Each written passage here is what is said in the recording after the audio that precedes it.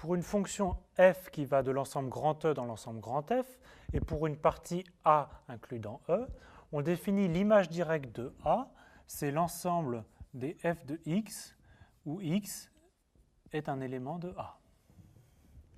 On demande de montrer dans une première question que si on prend deux parties A et B de E, alors si A est inclus dans B, on a f de A inclus dans f de B. Donc on va partir comme hypothèse que A est inclus dans B, et donc notre but, ça va être de montrer que f de A est inclus dans f de B. Donc pour ça, on prend un élément y appartenant à f de A. Qu'est-ce que ça va dire être dans f de A? Être dans f de A, ça veut dire qu'il existe un élément x appartenant à A tel que y égale f de x, par définition de l'image directe de A. Mais x appartient à A, mais on sait que A est inclus dans B. Donc on sait également que x appartient à B. Donc f de x appartient à f de B, par définition maintenant de l'image directe de f de B. Donc on vient de montrer que si y appartient à f de A, alors y, qui est égal à f de x, appartient à f de B. On a fait ça pour n'importe quel élément y de f de A, donc on a montré exactement l'inclusion f de A inclus dans f de B. On prend maintenant deux ensembles A et B inclus dans E, et on veut montrer que l'image directe de l'union, c'est l'union des images directes. Alors on va raisonner par double inclusion. Donc on commence par prendre un élément y appartenant à f de A union B.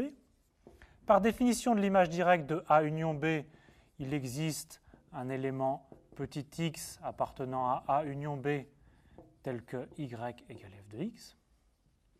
Et on va maintenant distinguer deux cas. Premier cas, x il est dans A union B. Donc dans le premier cas, on peut supposer que x appartient à A. Et à ce moment-là, donc y égale f de x appartient à f de A. Deuxième cas, x appartient à l'ensemble grand B. Alors, y égale f de x appartient à f de B.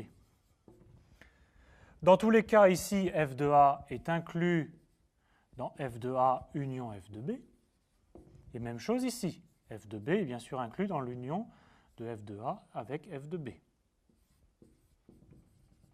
Donc, quel que soit le cas, le premier ou le deuxième, on a montré que y appartient à f de A union f de B. Quel que soit y dans f de A union B, il appartient à f de A union f de B, donc on a bien montré la première inclusion.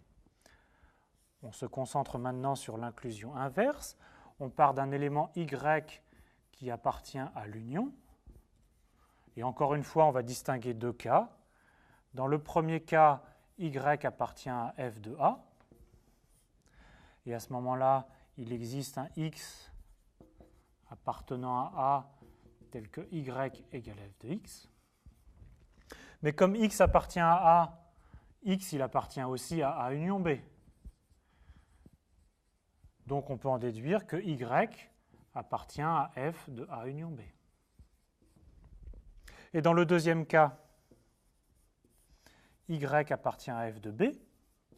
Il existe maintenant un x appartenant à B tel que y égale f de x. Mais le x, il appartient à B, donc il appartient à A union B, et donc y appartient à f de A union B. Donc quel que soit le cas, on a la conclusion y appartient à f de A union B. On a bien montré l'inclusion inverse, que f de A union f de B est inclus dans f de A union B.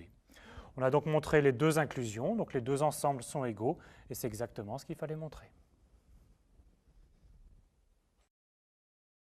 On considère toujours une application de E dans grand F, mais on prend maintenant une partie B de grand F, de l'ensemble d'arrivée. On définit l'image réciproque de B, f-1 de B, de la façon suivante. C'est l'ensemble des x appartenant à E, tel que f de x appartient à B. Donc c'est l'ensemble des valeurs qui s'envoient dans B. Donc ceci, attention, c'est bien un ensemble, une partie de l'ensemble de départ. Donc La troisième question, on part de deux parties A et B dans l'ensemble d'arrivée. Il faut montrer que l'image réciproque de l'union, c'est l'union des images réciproques. Alors on va raisonner en fait directement sur l'égalité. On prend un élément x appartenant à f-1 de A union B. Par définition, ceci est équivalent à dire que f de x appartient à A union B. C'est exactement la définition de l'image réciproque. Être dans l'union, ça veut dire qu'on est soit dans A ou bien dans B. Mais dire que f de x appartient à A, c'est exactement dire que x appartient à f-1 de A, ou ici, x appartient à f-1 de B. Et être soit dans cet ensemble-là ou dans cet ensemble, c'est exactement être dans l'union.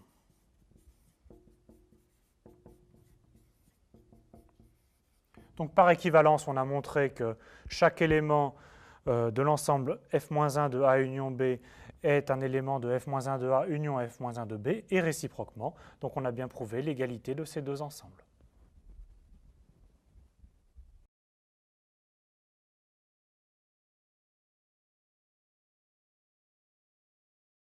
Pour vous entraîner, je vous ai représenté le graphe d'une fonction de R dans R, et à vous de déterminer par lecture graphique les images directes suivantes et les images réciproques suivantes.